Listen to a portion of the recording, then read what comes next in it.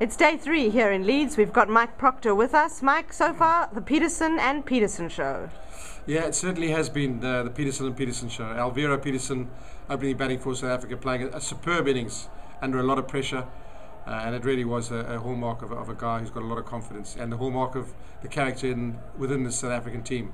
And then Kevin Peterson playing magnificently under a lot of pressure because England behind the 8 ball, 4 wickets down, lose another couple of wickets at that stage, and they're in dire straits. But he really attacked the bowling, played some unbelievable cricket shots, and really getting England into some sort of position, but still a long way from trying to get that elusive victory, which will take them to 1-1 in going into the Lord's Test match. But that's a fair way away.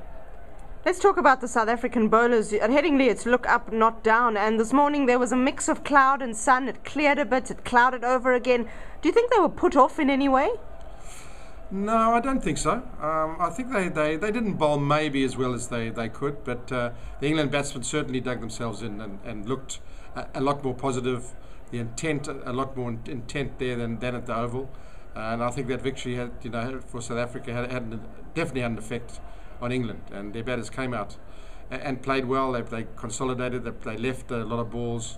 They played the good balls and hit the bad balls. But having said that, there were a couple of not very good shots which the batsmen got out to. So again, it was a question of South Africa putting a lot of pressure on the England batsmen, and a couple of the English batsmen succumbing to poor shots. And then, as we've heard, that Kevin Peterson came and rescued England, played a magnificent innings. And it was a real battle of wills for a while. South Africa just trying to almost bore the batsman out, so to speak, and Peterson coming in and really showing them what he's all about. Do you think maybe he's won that battle for the moment? Definitely for the moment, he has, because there is obviously a little bit of tension out there. I think when Kevin Peterson comes to the wicket in any form of the game against any country, because he's got that little bit of arrogance about him, which is great. When you walk into the crease, you must show who's in control, and he's got a lot of confidence, and that's the way he plays. He mixes it up. He plays well defensively, and when he does attack, he attacks big time. And there was a bit of tension out there, but he overcame it and played very, very well. Whether South Africa bowled correctly to him, I don't think they could have bowled too much better. They tried to bounce him out as they did at the Oval, then got him out. Morne Walker bowling a magnificent spell to him. But Kevin Peterson handled everything that came his way, and it was a magnificent 100. Graham Smith waited until the 49th over to bring Imran Tahir on, and we didn't see any of the turn that we saw on the first day. Do you think that will still play a role later in the match? Yeah, well, Imran Tahir has been a bit unfortunate in his Test career in that a lot of the games he's played for South Africa finished in 2, 3 days, 4 days, not gone the distance. So the pitches haven't had the wear and tear which he would obviously like to bowl on. The Test match, the Oval, he started to come to the fore. He would have gained a lot of confidence in that bowled just 30 odd overs, 3 for 60 plus runs, 2 runs and over, 3 important wickets. So he's gradually getting into that groove.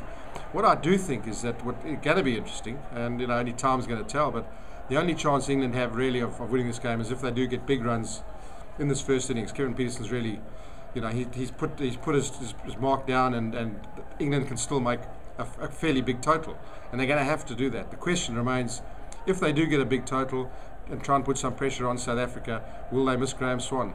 I think the answer to that has to be yes.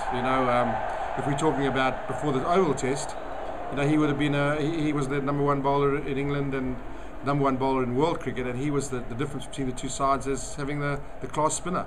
And the next Test match he's dropped. But I think England had to go for those measures. They had to go one way or the other to try and win this Test match. Whether that decision was correct, only time will tell. Still a lot of runs to get for England, as you mentioned, Peterson at the crease, but maybe a lot of the focus on the young James Taylor. He's come in at number 6 and really not looked too shabby.